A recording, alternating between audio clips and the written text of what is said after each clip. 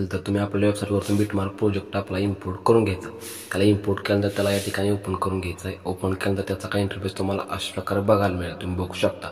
त्यानंतर तुम्हाला या ठिकाणी फर्स्ट यायचं आहे, प्लसवरती क्लिक करून या ठिकाणी इमेज मीडियामध्ये जायचं आहे। इथून जो काही तुमचा फोटो असेल तो फोटो तुम्ही इथून ॲड करून घ्यायचा आहे। तर माझा जो काही फोटो असेल तो फोटो मी या ठिकाणी ॲड करणार आहे, तर तुम्ही तुमचा फोटो या ठिकाणी मित्रांनो ॲड करून घ्यायचा आहे।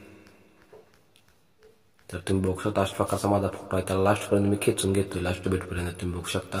नंतर तुम्ही या ठिकाणी मूव ट्रान्सफरवरती यायचं आहे आणि या ठिकाणी झूमच्या ऑप्शनवरती येऊन हा फोटो झूम करून घेणार आहे मी माझ्या ॲडजस्टनुसार। तुम्ही स्वतः ॲड करून घ्यायचा आहे। त्यानंतर तुम्हाला नंतर अजून फर्स्ट यायचं आहे, इमेजवरती लॉंग प्रेस करून ठेवायचं आहे। अशा प्रकारे इमेज या सॉंगच्या खाली अशा प्रकारे तुम्हाला ॲड करून घ्यायचं आहे।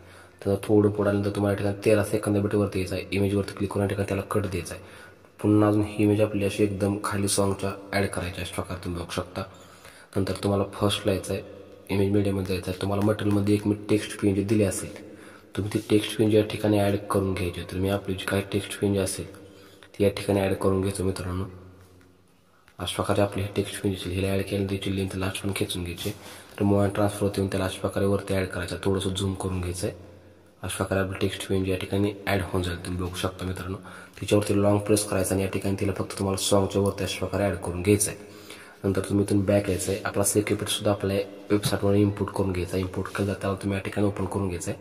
फर्स्ट रेक्टँगलवरती क्लिक करून इफेक्टमध्ये यायचं आहे आणि कॉपी इफेक्ट्स म्हणायचं आहे। नंतर बॅक प्रोजेक्ट तुम्ही या ठिकाणी ओपन करून घ्यायचं आहे। पुन्हा आपल्या फर्स्ट इमेजवरती येऊन हा इफेक्ट फक्त त्याला अशा प्रकारे पेस्ट करून टाकायचा, अशा प्रकारे इफेक्ट लागू झाला। नंतर पुन्हा तुम्हाला बॅक यायचं आहे, पुन्हा सेक इफेक्ट ओपन झाल्यानंतर दुसऱ्या रेक्टँगलवरती क्लिक करून हा इफेक्ट इथून कॉपी करायचा आहे।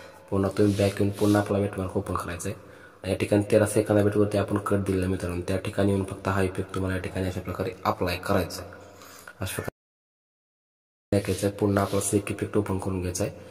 वरच्या ज्या काही तुम्हाला 4 लेयर्स दिसत असेल त्या 4 लेयर्स फक्त तुम्हाला अशा प्रकारे सिलेक्ट करून या ठिकाणी प्लसच्या आयकॉनवरती क्लिक करायचं आहे आणि कॉपी 4 लेयर्स म्हणायचं। नंतर बॅक यायचं आहे, बॅक आल्यानंतर आपला बिटमार्क प्रोजेक्ट ओपन करून घ्यायचा आहे। या ठिकाणी या प्लसवरती क्लिक करून पेस्ट 4 लेयर्स फक्त म्हणायचं आहे।